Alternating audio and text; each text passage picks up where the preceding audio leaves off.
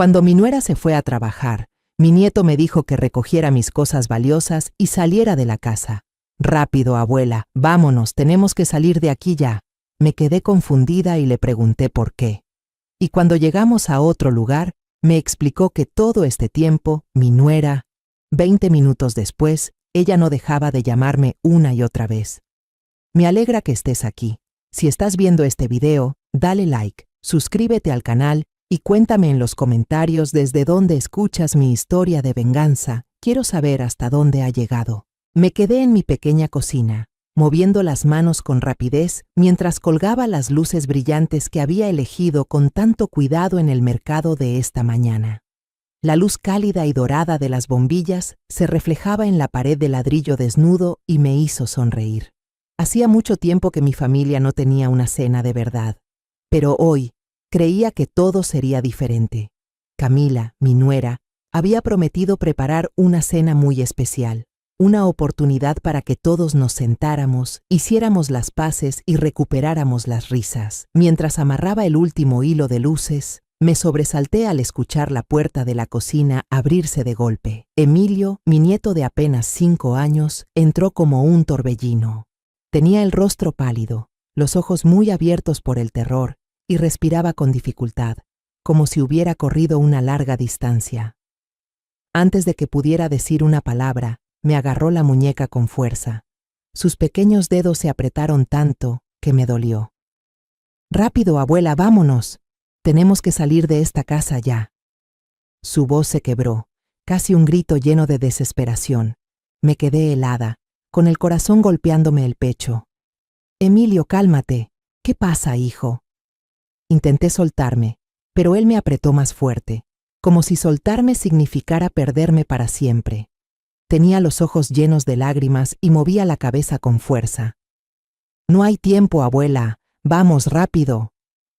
Me jaló hacia la salida de la cocina con tanta fuerza que casi tropecé. Me volví, señalando las verduras sobre la mesa, balbuceando. «Pero, ¿y la cena? Tu mamá está preparando». Me interrumpió con una firmeza que no parecía de un niño de 5 años. «No hay ninguna cena. Vámonos, abuela». Sus palabras fueron como un cuchillo, frías y tajantes, dejándome paralizada. Nunca había visto a Emilio así. Mi pequeño, siempre tierno y risueño, ahora parecía un adulto huyendo de una pesadilla. Me arrastró por la sala. Sus pasos apresurados hacían sonar sus sandalias sobre el suelo de madera. De repente se detuvo, mirando rápidamente alrededor. Corrió hacia la mesa junto a la chimenea, tomó mi cartera y luego el marco de fotos que estaba en el estante. Una foto mía con Andrés, mi hijo, tomada el día de su cumpleaños el año pasado. Me metió el marco en las manos y dijo con urgencia: «Tómalo, abuela».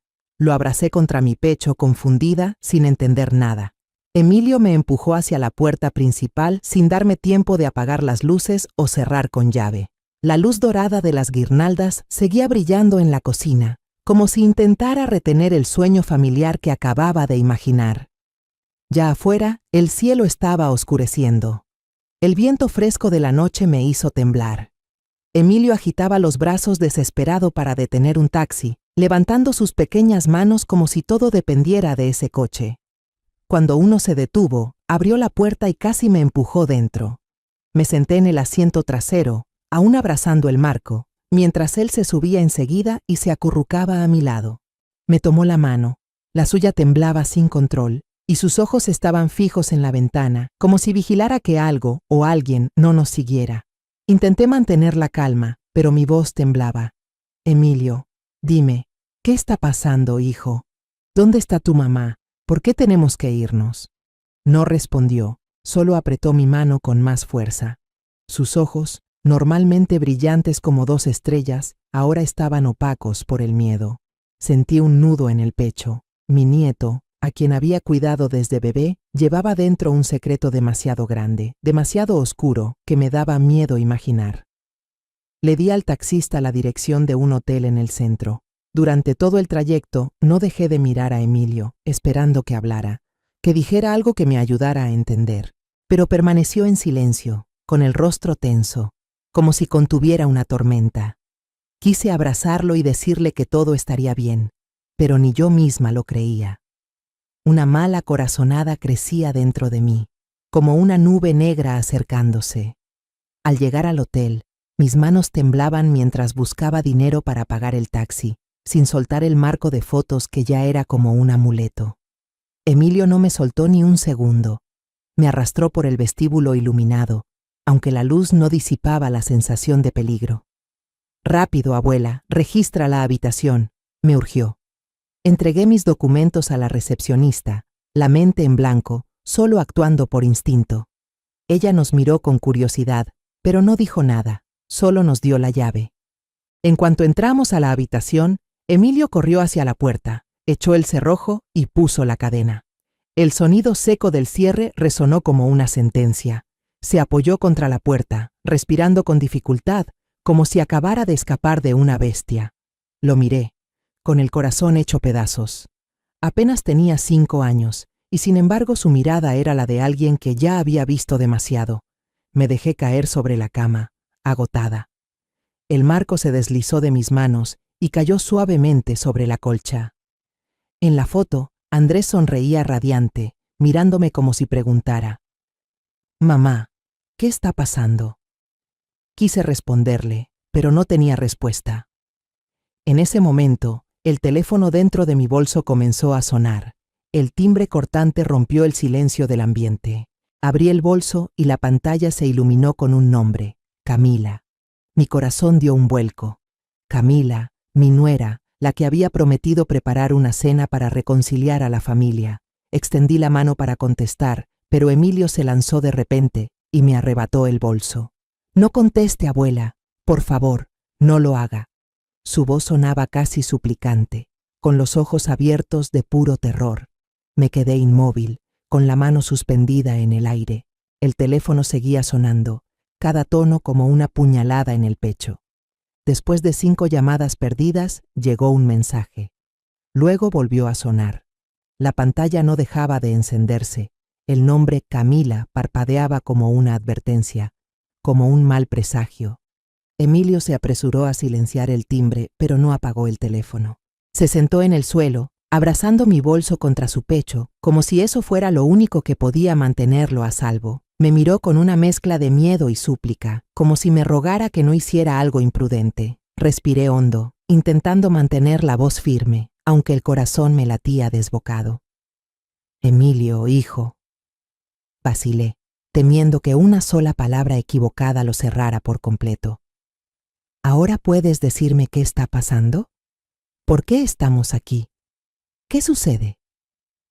Emilio levantó la vista, con los labios apretados, como si estuviera librando una batalla interna. Luego, como si reuniera todo el valor del mundo, susurró tan bajo que tuve que inclinarme para oírlo. «Mamá, mamá quiere poner veneno en la cena de esta noche». «Lo sé todo, abuela». Sus palabras fueron como una cuchillada helada directa al corazón. Sentí que el mundo giraba y que todo a mi alrededor se desvanecía. Camila, mi nuera, la mujer dulce de sonrisa cálida, a quien había considerado una hija. ¿Cómo podía ser posible? La imagen de Camila con su vestido de flores, sirviendo comida a Andrés o abrazando a Emilio, se hizo trizas en mi mente. Negué con la cabeza, queriendo rechazarlo todo, pero la mirada desesperada de Emilio era como un espejo que reflejaba una verdad que no quería aceptar. Me dejé caer en la cama, las manos temblorosas sujetando mi cabeza. Los recuerdos regresaron, lentos pero nítidos, como una vieja película rebobinándose. Recordé los años en que crié sola a Andrés después de que mi esposo muriera de una enfermedad repentina. Me dejó una casa pequeña, un corazón destrozado y a Andrés, el niño de ojos brillantes como el sol de México. Él era todo lo que tenía, la razón por la que me levantaba cada mañana, la luz en mis días más oscuros. Trabajé sin descanso, vendiendo tamales en el mercado, cosiendo hasta la madrugada, solo para que Andrés pudiera estudiar, para que nunca conociera la pobreza como su madre. El día que Andrés me presentó a Camila, lloré de alegría. Aquella chica entró a casa con una maceta de flores de cempasúchil, los ojos brillantes, la sonrisa suave como la luz de la luna llena. «Quiero que nuestra familia sea tan cálida como estas flores, mamá», me dijo con voz dulce y sincera. La abracé. Sentí su calidez y pensé que por fin Andrés había encontrado una compañera digna. Mi corazón se llenó de esperanza, como si Dios nos hubiera dado un nuevo comienzo. La boda fue en una pequeña iglesia a las afueras de la ciudad. Camila estaba radiante con su vestido blanco, y Andrés no podía apartar la vista de ella. Yo los miraba de pie, viendo a mi hijo tomar la mano de su esposa, con el corazón rebosante de alegría. Camila pronto se convirtió en una parte esencial de la familia. Cuidaba a Andrés con ternura, me preguntaba por mis recetas tradicionales e incluso aprendió a preparar flan a mi manera. Cada vez que me llamaba mamá, sentía que el alma se me iluminaba. Luego nació Emilio, un niño inteligente con una sonrisa tan brillante como la de su padre. En esos días, creí que éramos realmente felices. Cenábamos juntos bajo la luz amarilla de la cocina, paseábamos los fines de semana por la plaza y reíamos con las historias de Emilio. Pensé que eso era la felicidad, una familia completa, unida por el amor. Pero entonces empezaron a aparecer las primeras grietas, pequeñas, casi imperceptibles, pero suficientes para inquietarme. Varias veces intenté visitar a la familia de Camila, a doña Elena, para agradecerles y presentarme como era debido. Pero Camila siempre encontraba una excusa. La primera vez me dijo, «Mi mamá no se siente bien, mamá. Mejor otro día». Asentí, creyendo que quería guardar las apariencias. La segunda vez dijo, «Están arreglando la cocina, está todo hecho un desastre. No quiero que vea eso». Sonreí pensando que solo era consideración. Pero cuando llegó el cumpleaños de doña Elena, Camila ya no pudo negarse más. Fuimos juntas a su casa, una vivienda pequeña pero limpia y ordenada, con macetas verdes y frondosas en el patio. Doña Elena era una mujer tranquila, con una sonrisa amable, pero con una mirada que parecía esconder algo. En la sala vi a una niña de unos 8 años, sentada en silencio en el sofá, abrazando con fuerza a una muñeca de trapo vieja. Camila me presentó. Ella es Lucía, la hija de un pariente lejano que falleció. Mi mamá, por compasión, decidió adoptarla. Miré a Lucía y sentí una oleada de ternura. Era delgada, con grandes ojos oscuros, pero había en su rostro algo familiar que no supe explicar. Me acerqué, le acaricié la cabeza suavemente y dije, «Eres muy buena, Lucía. Más tarde te daré un dulce, ¿sí?» Lucía levantó la vista, con una mirada entre curiosa y tímida, pero no dijo nada. Sonreí, intentando que se sintiera cómoda, aunque en el fondo tenía una sensación extraña, como si hubiera tocado un secreto que aún no debía conocer. La fiesta de cumpleaños transcurrió alegre, entre risas y el aroma del mole poblano que llenaba toda la casa. Pero entonces, cuando me levanté para ir al baño, un instante lo cambió todo. Al pasar por la puerta entreabierta de la cocina, escuché la vocecita de Lucía. «Mamá, tengo sed». Mi corazón dio un vuelco. Retrocedí, ocultándome en la sombra del pasillo, justo a tiempo para ver cómo Camila se sobresaltaba y miraba hacia la puerta. Rápidamente sirvió un vaso de agua y se lo dio a Lucía, susurrándole algo con tono nervioso. Lucía asintió, tomó el vaso y se alejó en silencio. Me quedé ahí, paralizada, sintiendo que el suelo se desmoronaba bajo mis pies. ¿Mamá? ¿Por qué Lucía había llamado mamá a Camila? Intenté calmarme, diciéndome que quizás la niña, huérfana y necesitada de cariño, la llamaba así por costumbre. No quería dudar de mi nuera, no quería destruir la imagen que tenía de ella. Pero la mirada de Lucía, la forma en que observaba a Camila y la prisa con la que Camila intentó ocultarlo. Todo era como pequeñas agujas que se clavaban en mi corazón, impidiéndome apartar la duda por completo. Al regresar a la sala, forcé una sonrisa y hablé como si nada hubiera pasado, pero mis ojos, una y otra vez, volvían hacia Lucía. La niña también me miraba, con esos ojos grandes llenos de curiosidad y miedo, como si supiera que yo había visto algo que no debía ver. Las semanas después de la visita a casa de doña Elena transcurrieron con aparente normalidad. Una tarde calurosa, Andrés y yo fuimos en coche a recoger a Emilio a la escuela. Llegamos temprano, así que aparcamos bajo la sombra de un flamboyán rojo frente a la puerta, esperando el timbre de salida. Las ventanas del coche estaban abiertas, dejando entrar la poca brisa que aliviaba el calor sofocante de México. Yo miraba distraída a los niños jugando cuando escuché la conversación de dos maestras no muy lejos.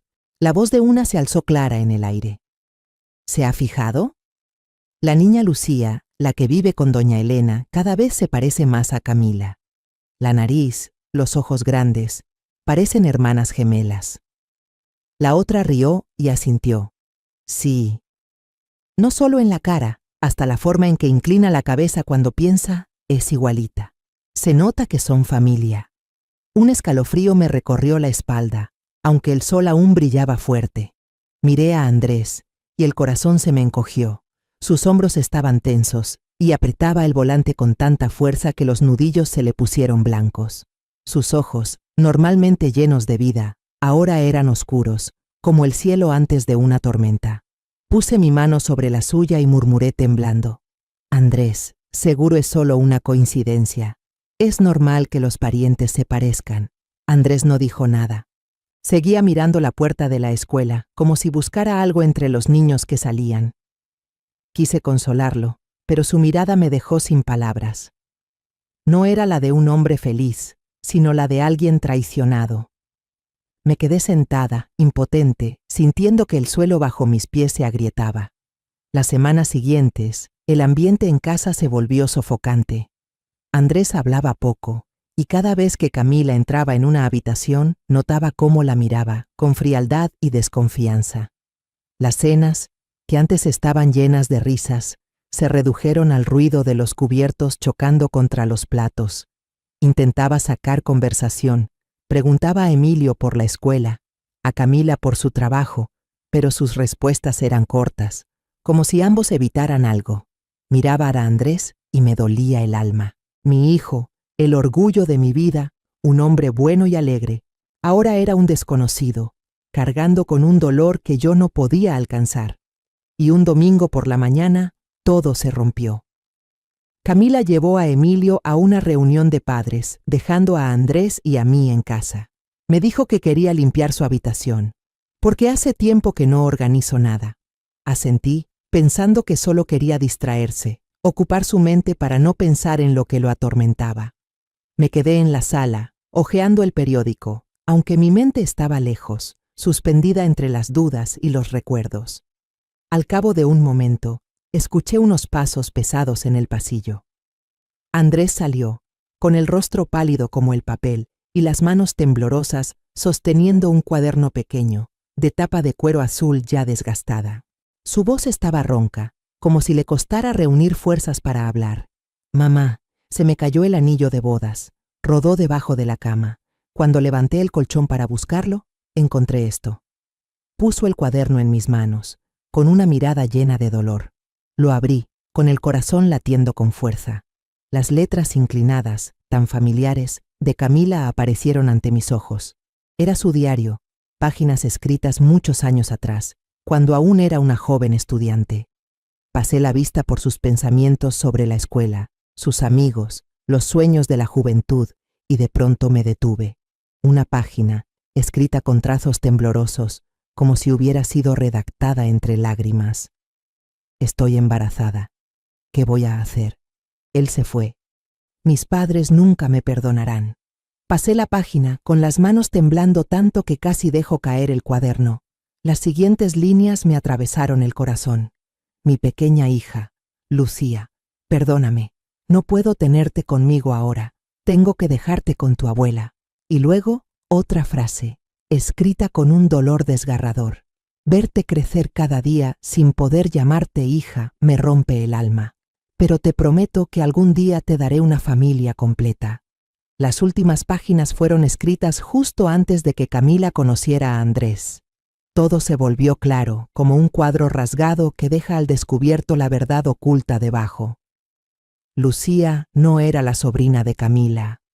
Lucía era su hija, la niña que había mantenido en secreto durante tantos años.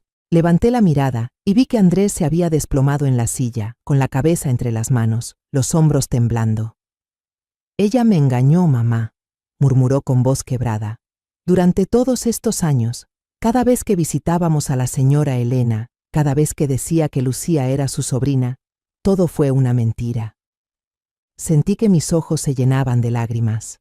Andrés levantó la cabeza, con los ojos rojos, llenos de dolor y rabia. Si hoy no hubiera encontrado este cuaderno por casualidad, ¿hasta cuándo pensaba seguir mintiéndome? Su voz se quebró, como la de un niño profundamente herido. Me senté a su lado, lo abracé por los hombros y sentí cada estremecimiento en su cuerpo.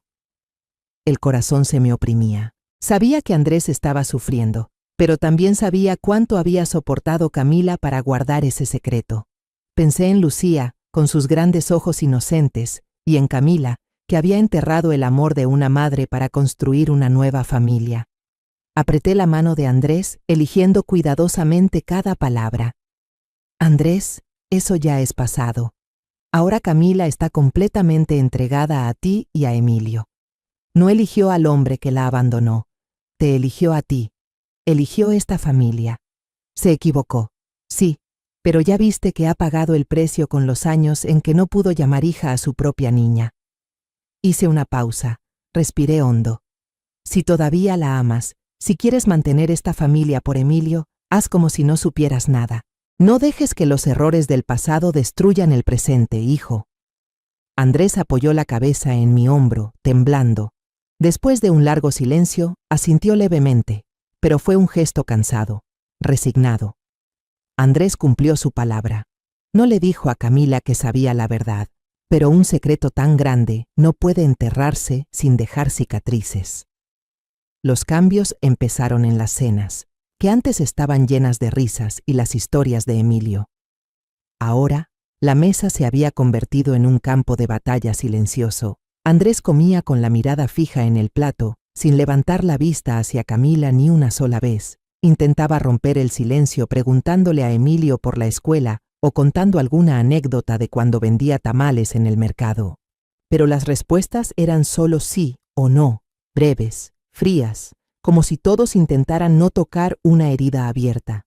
Camila, con las mismas manos hábiles que antes preparaban los platos favoritos de la familia, ahora solo colocaba los cuencos sobre la mesa en silencio, con la mirada vacía, como una sombra. Entonces, Andrés empezó a beber. Al principio era solo un trago de tequila después de cenar, como solía hacer para relajarse. No le di importancia. Pensé que era su manera de aliviar la tensión. Pero un trago se convirtió en 2, luego en 3, y pronto una botella entera yacía junto al sofá. Cada vez que Andrés se emborrachaba, el hombre amable y tranquilo del que siempre estuve orgullosa desaparecía, y en su lugar surgía alguien desconocido, amargo y lleno de rencor. Una noche, cuando Camila le sirvió un trozo de carne guisada que había preparado con esmero, vi cómo mi hijo apartó bruscamente el plato, haciendo que la carne cayera sobre la mesa. «No sigas fingiendo», dijo con voz helada. «No lo necesito». Camila se quedó paralizada. Los palillos temblaron entre sus dedos, pero no dijo nada.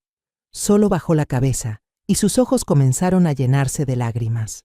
Otra vez, Camila se puso un vestido nuevo, color verde esmeralda, que había elegido para agradar a Andrés. Se paró frente al espejo, alisando suavemente la falda, con una mirada llena de esperanza, como la de una joven enamorada. Pero cuando salió a la sala, Andrés solo la miró de reojo y soltó una risa sarcástica. «Actúas muy bien el papel de esposa feliz». La sonrisa de Camila se apagó de inmediato, como una vela extinguida por el viento. Regresó en silencio a la habitación y escuché el sonido de la puerta cerrándose, suave pero pesado, como una declaración de que todo había cambiado. Miré a Camila. Sus ojos estaban hundidos, inflamados por las noches de llanto. No entendía por qué Andrés había cambiado. No sabía que el secreto sobre Lucía estaba carcomiendo el alma de su esposo. Entonces ocurrió lo peor. Una noche, mientras intentaba dormir, escuché un estruendo proveniente del cuarto de Andrés y Camila. Sonaron vidrios rompiéndose. El grito ahogado de Camila y la voz furiosa de Andrés me helaron la sangre. Me levanté de un salto, corrí hacia su habitación, con los pies descalzos sobre el suelo frío. Al empujar la puerta, vi a Camila encogida en una esquina, con una mano sobre la mejilla, enrojecida por una bofetada. Andrés estaba en medio del cuarto, con el cuerpo impregnado de alcohol y una mirada salvaje, como un animal herido.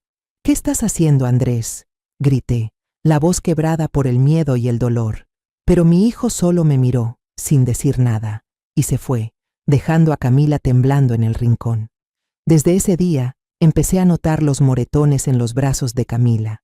Siempre usaba mangas largas, incluso en los días más calurosos, como si quisiera ocultar una verdad dolorosa. La veía, aquella nuera que antes irradiaba luz, ahora delgada y silenciosa, como una flor marchita tras la tormenta. Cada vez que la veía bajar las mangas, el corazón se me encogía. Quería decirle que no estaba de acuerdo con Andrés, que la protegería, pero no sabía por dónde empezar. Al final, no pude soportarlo más. Una noche, cuando Camila ya dormía, llevé a Andrés al patio trasero, donde la luz tenue de la luna caía sobre las macetas de cempasúchil que Camila me había regalado.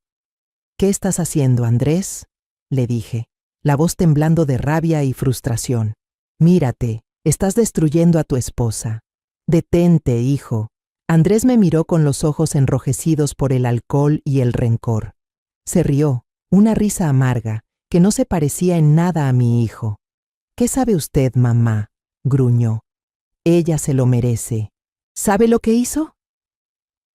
Me apartó de un empujón y entró en la casa, dejándome sola bajo la luna, con el alma pesada. Sabía que hablaba de Lucía, del secreto que no podía perdonar, pero también sabía que su dolor no justificaba lo que estaba haciendo. Desde entonces, noté que la mirada de Camila hacia mí había cambiado. Ya no era de respeto o cercanía, sino de un odio frío. Empezó a evitarme, hablaba lo justo, y cada vez que intentaba conversar, buscaba una excusa para irse. Sentía que entre nosotras se levantaba un muro invisible, cada día más alto, más grueso. Sabía que creía que yo protegía a Andrés, que estaba de su lado, quizá incluso que lo alentaba. Ese pensamiento me dolía como una puñalada. Una mañana, fui al mercado a comprar verduras, buscando un poco de paz entre los puestos de siempre. Doña Rosa, la vendedora de toda la vida, me tomó del brazo, con una mirada llena de lástima. «Doña Sofía, no se enoje conmigo», susurró, con voz baja, temerosa. «Su nuera anda diciendo que usted le dijo a Andrés que la pusiera en su lugar. Pobre muchacha, se ve tan mal». Sentí un zumbido en los oídos. El canasto de tomates se me cayó de las manos, rodando por el suelo sucio del mercado. Negué con la cabeza, desesperada. «No, Rosa, no es cierto. Yo nunca…». Pero ella solo levantó la mano, con esa mirada compasiva, como si fuera una madre cruel que permitía que su hijo maltratara a su esposa. Corrí a casa, con el corazón latiendo con fuerza, sintiendo que el mundo entero se volvía en mi contra. Busqué a Camila en la cocina, donde lavaba los platos de espaldas a mí. «Camila», comencé, con la voz temblorosa, «tenemos que hablar. Esos rumores en el mercado…». «¿Dijiste que yo le pedí a Andrés que hiciera eso?». Camila no se volvió. De pronto, se levantó y tomó la canasta de ropa sucia junto a ella. «Lo siento, mamá. Tengo que lavar antes de que se vaya el sol», dijo con una voz neutra, sin emoción. Luego salió al patio, dejándome sola en aquella cocina fría. Me quedé mirando su espalda delgada, mientras una sensación de impotencia y miedo me invadía como una ola. La puerta entre Camila y yo se había cerrado para siempre. El silencio opresivo de la casa finalmente se rompió, pero no con la reconciliación, sino con una explosión aún mayor. Esa cena comenzó como siempre, con un ambiente pesado que apretaba el pecho. Andrés, como de costumbre, estaba borracho. El olor a tequila que emanaba de mi hijo me hizo apartar la mirada, intentando disimular la tristeza. Camila puso un vaso de agua frente a él, con movimientos lentos, como si luchara por mantener la calma. Pero de pronto, Andrés golpeó el vaso con fuerza, haciéndolo estallar contra el suelo. El sonido del vidrio quebrándose resonó cortante, como una declaración de guerra. «No finjas ser buena conmigo», rugió, con la voz llena de ira y los ojos inyectados de rencor y alcohol. Vi a Camila quedarse inmóvil, con las manos apretando el borde de la mesa. A diferencia de otras veces, en que solo aguantaba en silencio. Esta vez se levantó de golpe y golpeó la mesa con ambas manos. El ruido hizo que Emilio se sobresaltara y se acurrucara en mi regazo. Sus ojos brillaban de rabia. ¿Crees que quiero ser amable contigo?, gritó, con la voz quebrada por la ira. Vete con tu amante, deja de torturarme, Andrés. Las palabras de Camila fueron como un rayo que partió el aire. Andrés se quedó helado y luego soltó una risa vacía, una risa loca, sin una pizca de alegría. ¿Qué amante? ¿De qué estás hablando?, dijo con voz tensa, pero vi en los ojos de mi hijo una mezcla de dolor y confusión. Camila no se detuvo. Lo señaló directamente, con lágrimas corriéndole por las mejillas, pero con una voz afilada como una navaja. No finjas más. Me engañas, quieres abandonar a mí y a tu hijo, y por eso me humillas, me maltratas, para que yo sea la que pida el divorcio, ¿verdad? Así podrás hacerte pasar por la víctima, pero te advierto, no lo conseguirás. La discusión se descontroló en segundos. Andrés la agarró del brazo. Ella se revolvió, arañándole con fuerza. Los gritos, los golpes y el ruido de los objetos cayendo me llenaron de pánico. Corrí entre ellos gritando, ¡basta! Los dos, ¡basta ya! Pero en medio del forcejeo, Camila me empujó con todas sus fuerzas. Perdí el equilibrio y mi cadera golpeó con fuerza el borde de la mesa. El dolor fue tan intenso que tuve que morderme los labios para no llorar. Camila se volvió hacia mí, me señaló con el dedo, con lágrimas en los ojos, pero una mirada tan fría como el acero. No se haga la buena.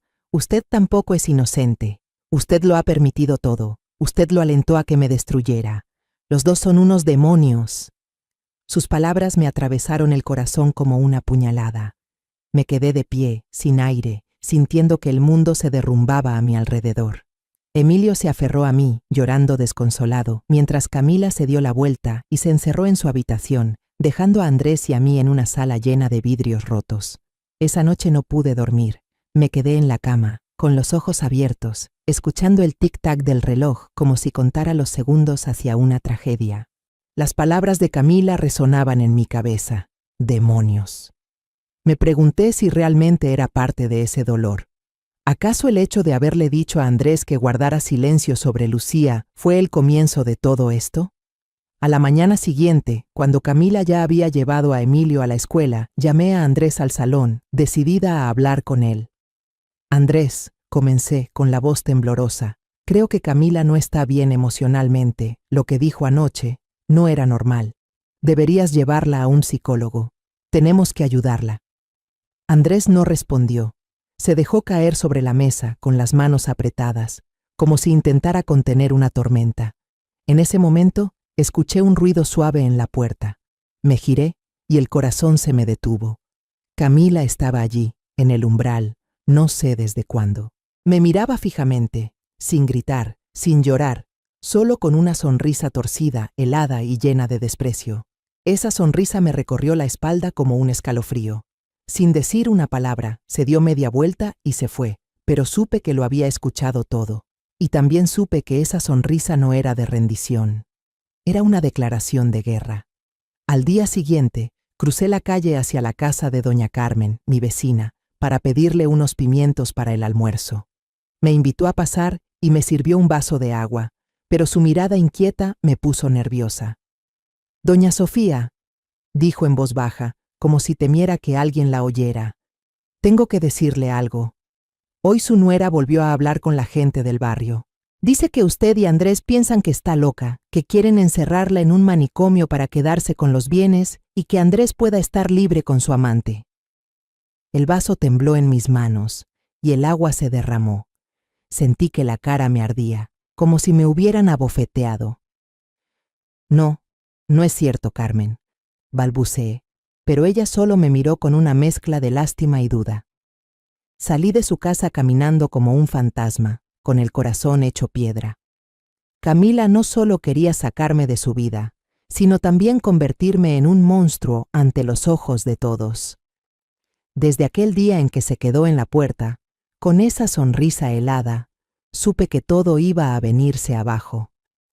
Me preparé para más discusiones, más acusaciones, incluso para una separación inevitable. Pero no, lo que ocurrió después fue algo mucho más extraño. Una mañana estaba sentada en el porche, disfrutando los últimos sorbos tibios de mi café, cuando Camila salió de la sala. Llevaba un vestido floreado, amarillo brillante como el sol, y el cabello recogido en un moño alto y ordenado. «Buenos días, mamá», dijo con voz suave y una sonrisa que yo creía haber perdido desde los primeros días en que llegó a esta casa como nuera. Me quedé inmóvil, la taza suspendida en el aire. Esa sonrisa, aunque dulce, me heló la sangre, como si estuviera mirando a una extraña disfrazada de Camila. ¿Estás bien?», le pregunté, tratando de mantener la calma, aunque dentro de mí crecía una ola de sospecha. Camila solo asintió, sonrió y volvió a la cocina, empezando a preparar el desayuno como si nada hubiera pasado. En las comidas siguientes, Camila volvió a ser la nuera amable de antes. Le servía la comida a Andrés, me preguntaba por mi salud e incluso tarareaba una canción folclórica mexicana mientras lavaba los platos. Pero algo no encajaba. Un día, al probar una cucharada de la sopa de tomate que ella había cocinado, sentí un sabor extraño en la garganta, como si hubiera algo que no pertenecía a ese plato. Dejé la cuchara y la miré, intentando sonar tranquila. «Esta sopa tiene un sabor raro. ¿Le pusiste algo nuevo?». Ella levantó la mirada y sonrió dulcemente, los ojos brillando sin una pizca de inquietud. «Sí, aprendí una receta nueva en internet. Ayuda a fortalecer el cuerpo». «¿Le gusta, mamá?». Asentí, pero su sonrisa, aunque cálida, me hizo estremecer. No me atreví a comer más. Fingí tomar otra cucharada, y cuando ella no miraba, vertí el resto en la maceta del patio. Sentí el corazón pesado, como si acabara de tocar un secreto que aún no estaba lista para enfrentar. Las cosas extrañas empezaron a aparecer poco a poco, pero lo suficiente para que no pudiera ignorarlas. Andrés, mi hijo, comenzó a quejarse de fuertes dolores de cabeza después de cada comida.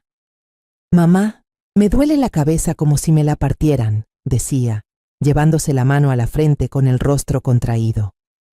Algunas noches sentía náuseas, dejaba la cena a medias y se tiraba en el sofá, con el sudor perlándole la frente. Me preocupaba, pero Andrés solo decía que era por el trabajo. Pero yo sabía que no era eso. Empecé a notar cómo Camila lo observaba comer con una atención inquietante, como si esperara algo. Luego, Camila adoptó una nueva costumbre, una que no pude dejar pasar. Cada mañana, preparaba con sus propias manos un vaso de leche tibia con aroma a vainilla y me lo llevaba al cuarto. «Tómela, mamá, es buena para los huesos», decía con voz dulce, dejando el vaso sobre la mesa y sonriendo. Le agradecía, pero cada vez que bebía me mareaba un poco, como si mi cuerpo reaccionara a algo que no debía estar ahí. Empecé a fingir que bebía, sosteniendo el vaso en las manos, y lo vaciaba cuando ella no miraba. Cada vez que lo hacía, sentía mi corazón latir con fuerza, como si jugara a un juego peligroso cuyas reglas no entendía. Pero lo que más me aterraba era Emilio, mi pequeño nieto. El niño empezó a cambiar. Ya no era el chico alegre que contaba historias de la escuela.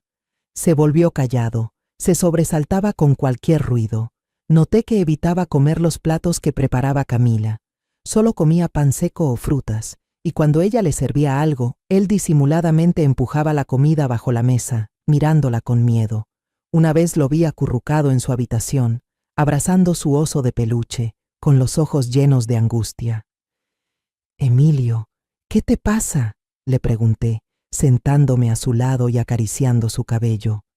Él solo negó con la cabeza y se escondió en mi pecho, aferrándose a mi ropa como si yo fuera su único refugio.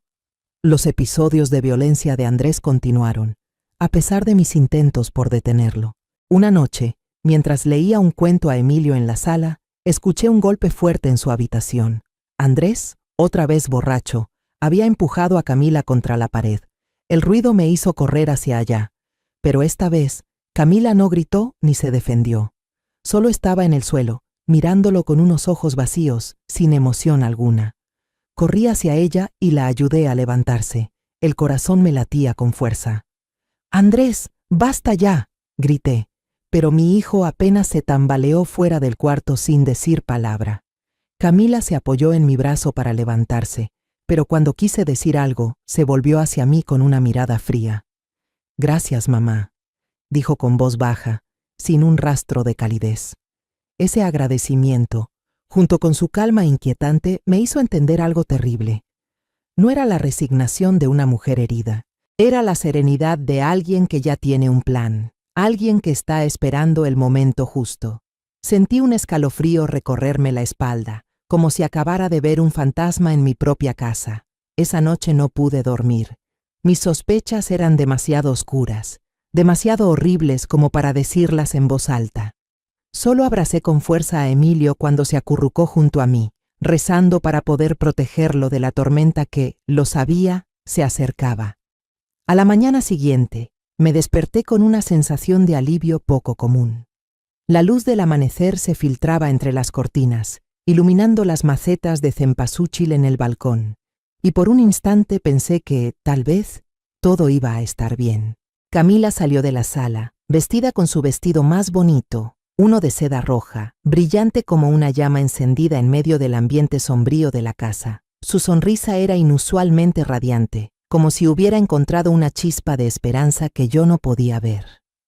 «Esta noche prepararé una cena muy especial», dijo con una voz suave pero firme. «Hemos estado tensos demasiado tiempo. Quiero que esta sea una cena para reconciliarnos, para empezar de nuevo». Las palabras de Camila fueron como una brisa fresca que atravesó mi corazón. Después de tantos días de angustia, de miradas frías y discusiones, pensé que quizás había recapacitado. Tal vez mi familia aún tenía una oportunidad de volver a ser como antes, cuando las risas de Emilio llenaban la cocina y Andrés seguía siendo el hijo amable al que tanto quería. Sonreí y asentí. «Suena bien, hija. Te ayudaré a prepararlo». Dentro de mí, una pequeña llama de esperanza se encendió, débil, pero lo suficiente para hacerme creer que aún se podía salvar algo. Camila y yo fuimos a la cocina y comenzamos a hacer la lista de los platillos para la cena. Ella anotaba con cuidado en su libreta, destacando especialmente las costillas a la parrilla con salsa picante que tanto le gustaban a Andrés y la sopa de pollo con hongos que yo solía preparar en ocasiones especiales. «Mamá, su sopa es la mejor», dijo Camila, con los ojos brillantes como una joven llena de entusiasmo. Sonreí y le di una palmadita en el hombro, sintiendo que estábamos volviendo a los primeros días, cuando recién se había unido a la familia, cuando todo aún estaba lleno de amor y unión. Por la tarde, Camila regresó temprano del trabajo, cargando bolsas llenas de alimentos frescos. El aroma de las verduras, la carne y las especias inundó la cocina. Se movía de un lado a otro, preparando todo mientras tarareaba una canción folclórica mexicana, con una voz clara, como si nunca hubiera llevado las heridas que sabía que escondía. El ambiente en la casa se volvió extraño, ocupado y cálido al mismo tiempo. Emilio corría por la cocina, curioso por cada platillo, y por primera vez en muchos meses lo vi sonreír, una sonrisa pura, igual que antes. Me quedé observando, llena de alegría, pensando que tal vez, solo con una cena, podríamos borrar el dolor del pasado.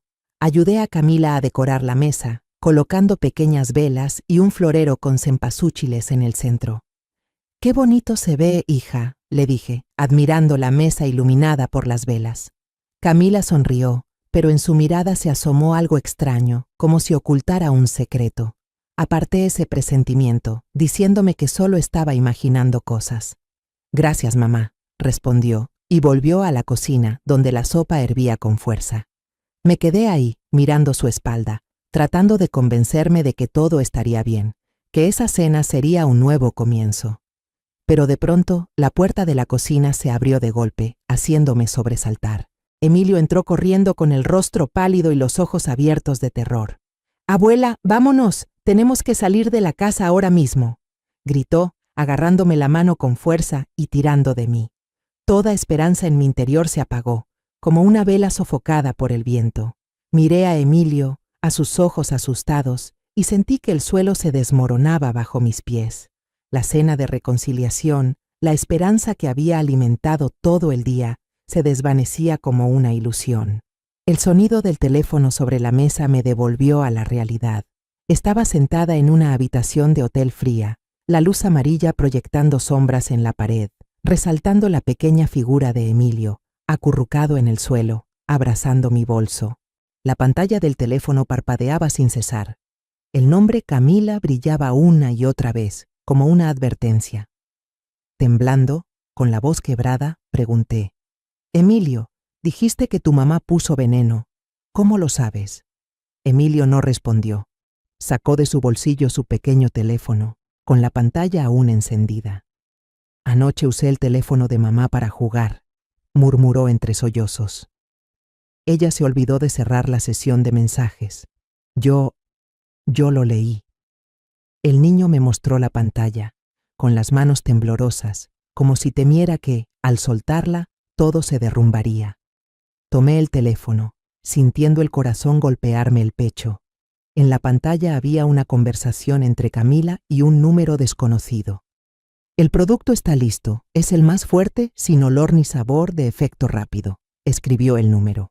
Camila respondió: «Perfecto.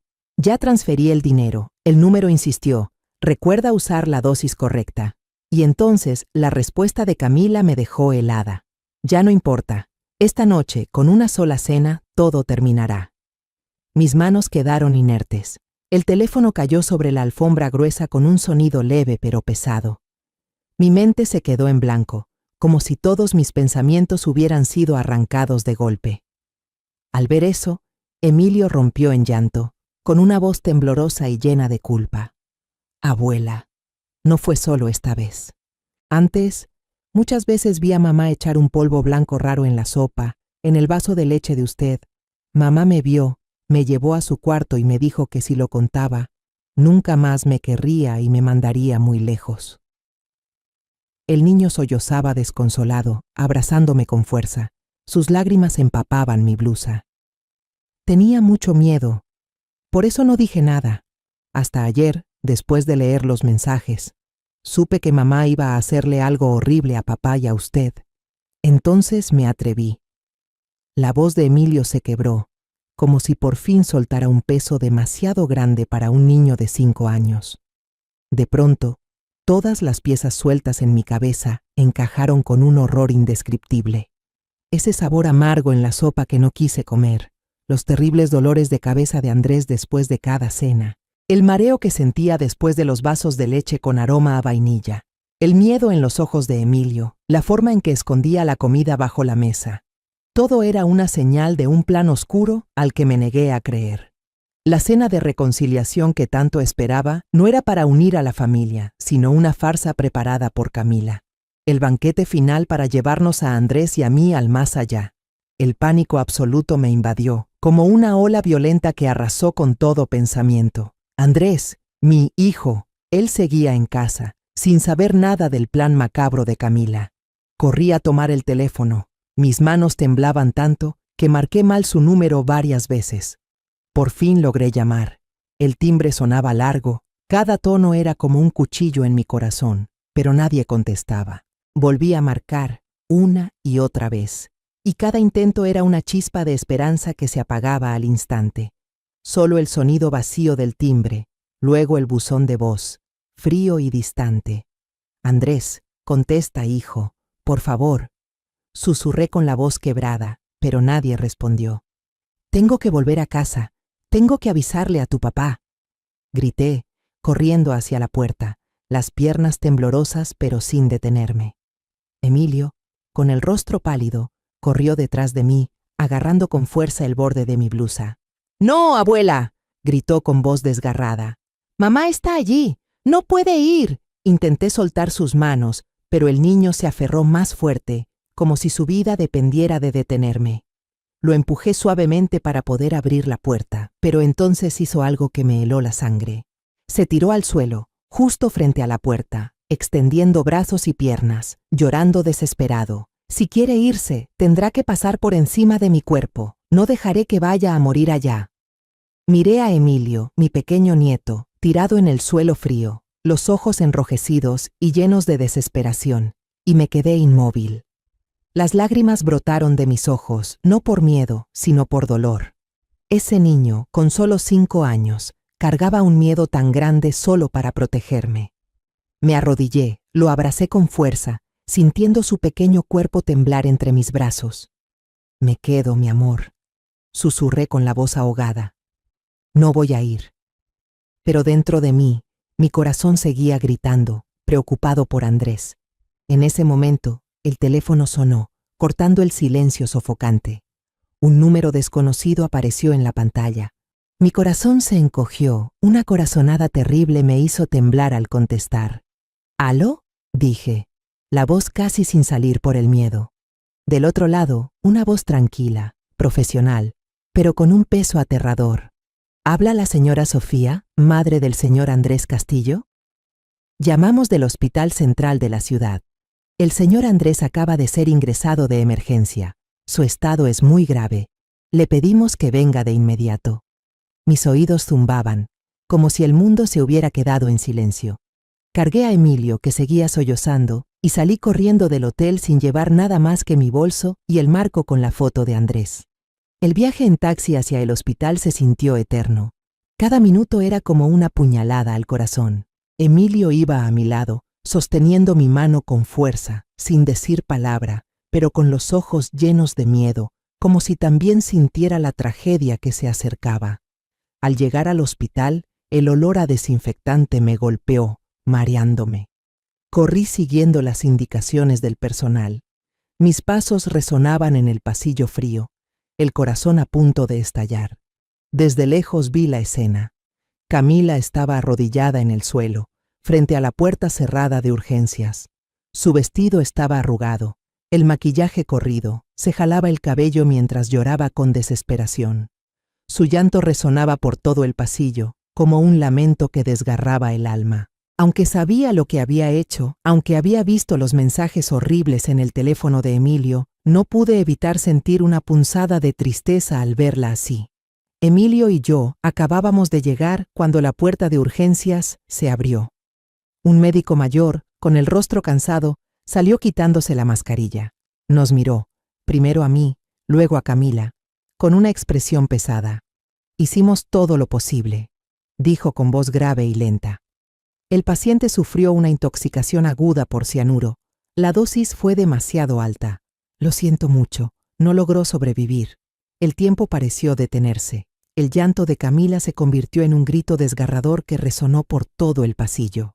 Levantó la cabeza de golpe, el rostro distorsionado por el dolor, y gateó hacia mí, aferrándose a mis piernas como alguien que se ahoga se agarra a un pedazo de madera. «Mamá, es mi culpa, todo es por mi culpa», sollozaba, la voz entrecortada por los hipidos.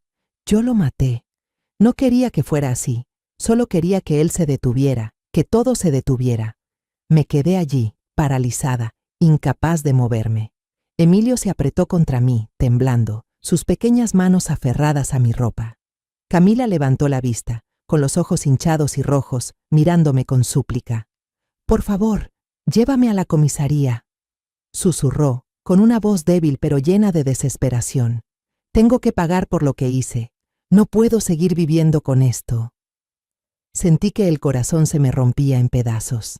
Miré a Camila, mi nuera, a quien alguna vez amé como a una hija, ahora arrodillada frente a mí, destruida y culpable.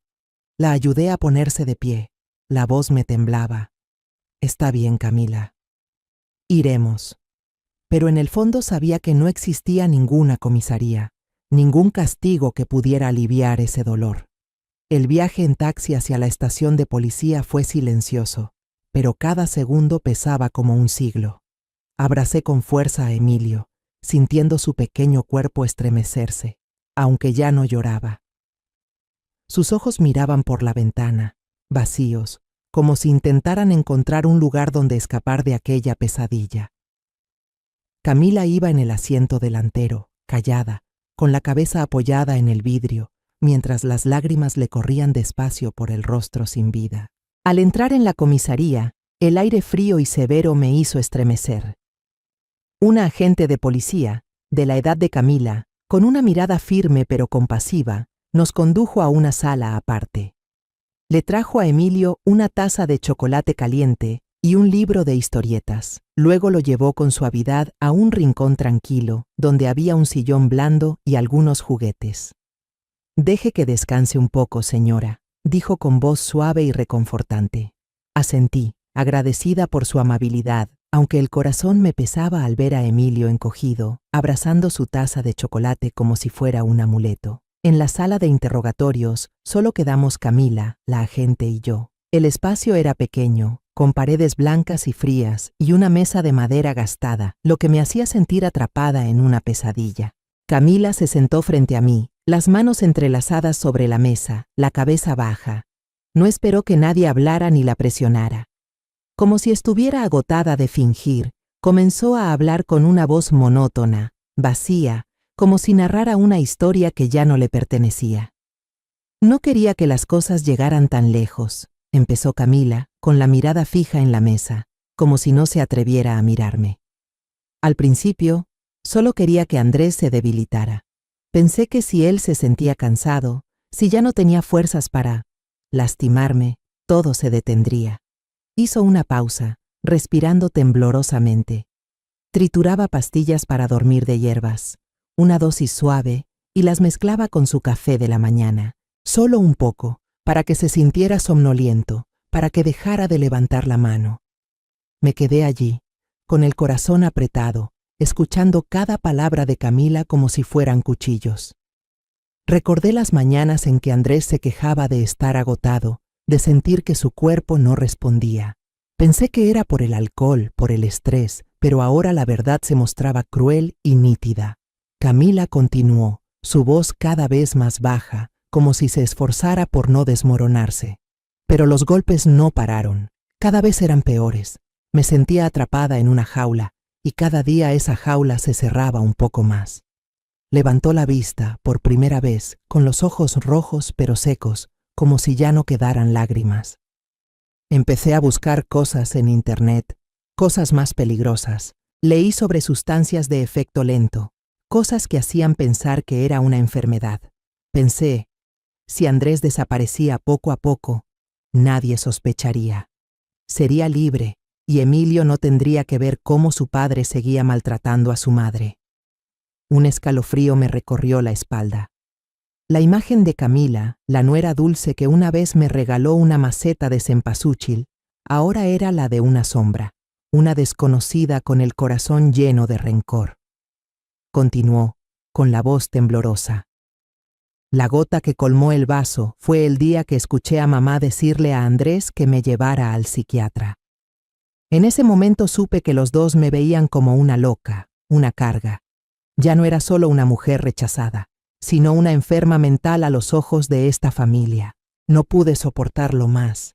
Camila bajó la cabeza, con las manos tan apretadas que los nudillos se le pusieron blancos. Me comuniqué con alguien a través de un foro oculto. Vendían eso. Planeé la cena de reconciliación, pero no era para hacer las paces. Quería que mamá y Andrés estuvieran allí, para que todo terminara al mismo tiempo. Se detuvo, con la voz quebrada. Preparé todo, la mesa con velas, flores, las costillas asadas que le gustaban a Andrés, la sopa que mamá solía hacer. Todo estaba cuidadosamente dispuesto, como una escena perfectamente ensayada, contó aquella noche fatal con una voz monótona pero cargada de sombras. Cuando llegó a casa, solo me encontró a mí, colgando luces decorativas en la cocina. Estaba impaciente. Me llamaba una y otra vez, tratando de asegurarse de que me quedara para la cena. Necesito que mamá esté allí, dijo con la voz temblorosa. El plan necesita a los dos. Pero entonces Andrés regresó del trabajo, con olor a alcohol y el ceño fruncido. Camila le pidió, espera a mamá y cenamos juntos, ¿sí? Pero Andrés, hambriento y molesto, la ignoró. Se sirvió un plato y tomó una gran porción de costillas, el plato que estaba envenenado. Camila hizo una pausa, respiró hondo, como tratando de contener el dolor. Fui al baño a lavarme las manos, a tranquilizarme. Solo unos minutos, solo estuve allí unos minutos. Su voz se quebró por completo. Cuando salí, Andrés estaba en el suelo convulsionando con espuma blanca en la boca. Grité, corrí hacia él, intenté reanimarlo, pero sabía que ya era demasiado tarde. Dijo que fue ella misma quien llamó a la ambulancia, presa del pánico y la desesperación, pero todo esfuerzo fue inútil. Después de escuchar la confesión, me quedé sentada, inmóvil, sintiendo cómo el corazón se me convertía en piedra. La oficial de policía tomó notas con cuidado, sin apartar la mirada de Camila. Luego ordenó que un equipo fuera a mi casa a inspeccionar. 1 hora después regresaron con un pequeño frasco que contenía polvo blanco, escondido dentro de una lata de especias en la cocina, tal como Camila había dicho. Las costillas que quedaban en la olla fueron analizadas y el resultado dio positivo por cianuro. Con el número de teléfono de los mensajes que Emilio había visto, la policía localizó y arrestó rápidamente a quien le vendió el veneno a Camila. Todas las pruebas estaban en su contra, claras e irrefutables. El día del juicio, me senté en la primera fila, sosteniendo con fuerza la mano de Emilio, sintiendo cómo sus pequeños dedos temblaban dentro de los míos. La sala estaba fría, con paredes blancas y el murmullo de extraños alrededor. Camila fue escoltada hacia adentro, delgada y pálida, con el uniforme gris de prisionera. Mantenía la cabeza agachada, sin atreverse a mirarme, sin mirar a nadie. Sentí un dolor profundo, no de ira, sino de tristeza infinita, al ver a esa nuera que alguna vez fue luminosa como el sol reducida ahora a una sombra marchita. Emilio se apretó contra mí, con la mirada fija en el suelo, como si quisiera escapar de todo. El abogado de Camila habló con cuidado, presentando las pruebas de los años de maltrato que ella había sufrido. Los historiales médicos estaban apilados en gruesos expedientes, registrando las veces que tuvo que ir al hospital con moretones y dolores que trataba de ocultar. El abogado explicó que Camila había vivido con miedo, empujada al límite por la violencia de Andrés y el silencio de quienes la rodeaban. Escuché cada palabra, sintiendo como si una mano invisible apretara mi corazón. Sabía que ella había sufrido, pero también sabía que ningún dolor podía justificar lo que hizo. Finalmente, el juez dictó sentencia. Camila fue declarada culpable de homicidio involuntario, pero su pena fue reducida por las circunstancias atenuantes.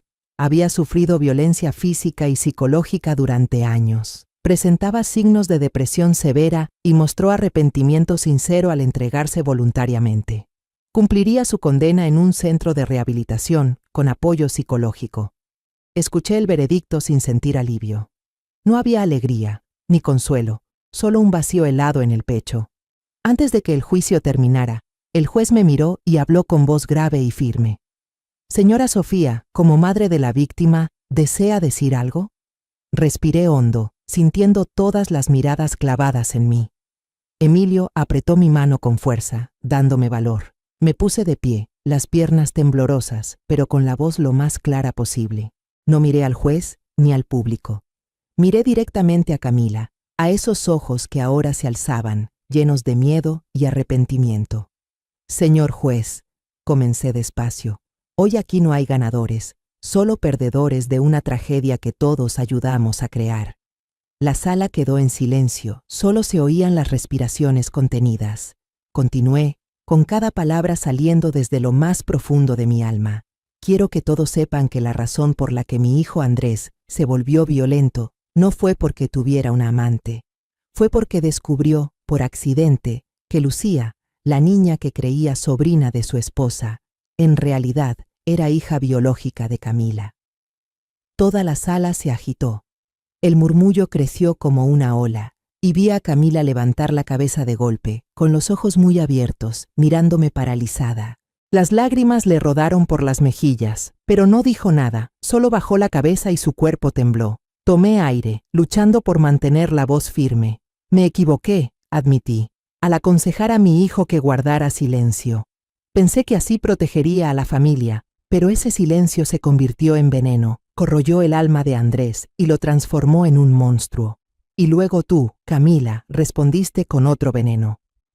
Miré profundamente a los ojos de Camila y sentí un dolor agudo en el corazón.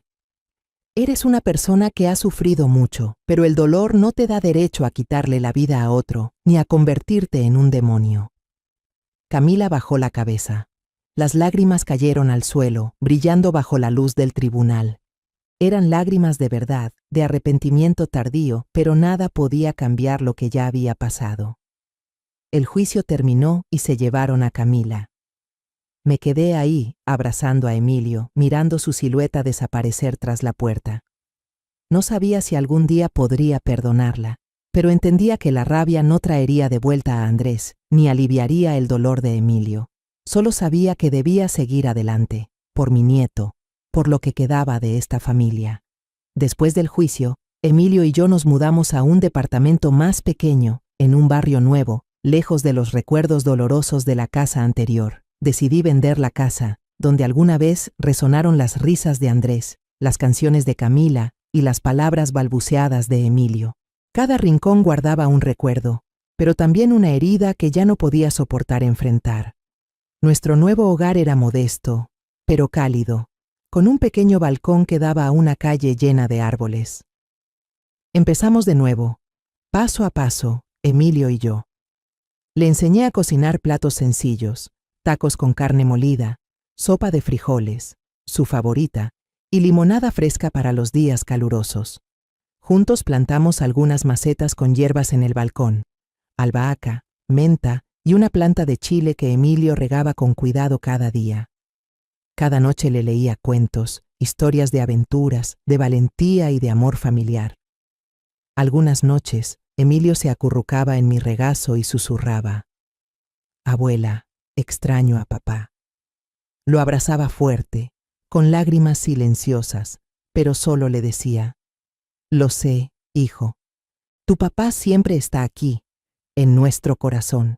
También me puse en contacto con doña Elena, la madre de Camila. Una tarde la llamé y le conté toda la verdad sobre lo sucedido. Ella lloró, con la voz rota, pidiéndome perdón por lo que había hecho su hija. No la culpé, porque sabía que también era una madre y que sufría tanto como yo. Con parte de los ahorros de Andrés, creé un pequeño fondo para ayudar a doña Elena con los estudios de Lucía. Era lo único que podía hacer por esa niña inocente, que tenía un rostro tan parecido al de Camila, pero que no merecía cargar con los errores de los adultos. La herida seguía ahí, profunda y dolorosa, en mi corazón y en los ojos tristes de Emilio. Algunos días despertaba, miraba la foto de Andrés sobre la mesa y sentía como si el corazón se me encogiera. Pero luego veía a Emilio, observaba cómo regaba las plantas con cuidado, escuchaba su risa cuando jugábamos en el balcón y sabía que debía seguir adelante. Una tarde, mientras regábamos las plantas bajo el atardecer, Emilio corrió hacia mí, me abrazó fuerte y susurró: «Abuela, te quiero». Lo abracé, con lágrimas en los ojos, pero esta vez eran lágrimas de esperanza. La tragedia había pasado, y por delante nos esperaba un largo camino de sanación. Pero al menos nos teníamos el uno al otro, y sabía que mientras Emilio estuviera a mi lado, encontraría la fuerza para seguir, sin importar cuán difícil fuera el camino. Al mirar atrás, comprendí que el odio, aunque nazca del dolor o la injusticia, puede convertirnos en monstruos. Cuando dejamos que las heridas nos guíen, perdemos lo que somos, como le pasó a Camila, que dejó que su dolor convirtiera el amor en veneno. Quiero que todos recuerden que la violencia, la mentira o la venganza nunca son el camino hacia la paz. Lo único que puede salvar a una familia rota es la comprensión, la compasión y el valor de enfrentar la verdad, por dolorosa que sea. Porque solo cuando nos atrevemos a mirar nuestras heridas, en lugar de esconderlas tras el rencor, podemos liberar realmente nuestro corazón y el de quienes amamos. La historia que acaban de escuchar ha sido modificada en nombres y lugares para proteger la identidad de los involucrados. No la contamos para juzgar, sino con la esperanza de que alguien escuche y se detenga a reflexionar. ¿Cuántas madres están sufriendo en silencio dentro de su propio hogar? Me pregunto sinceramente, si tú estuvieras en mi lugar, ¿qué harías? ¿Elegirías callar para mantener la paz? ¿O te atreverías a enfrentarlo todo para recuperar tu voz? Quiero saber tu opinión, porque cada historia puede convertirse en una vela que ilumine el camino de otro. Dios siempre bendice, y estoy convencida de que el valor nos conducirá a días mejores. Por ahora, en la pantalla final dejaré 2 de las historias más queridas del canal. Estoy segura de que te sorprenderán. Gracias por haberte quedado conmigo hasta este momento.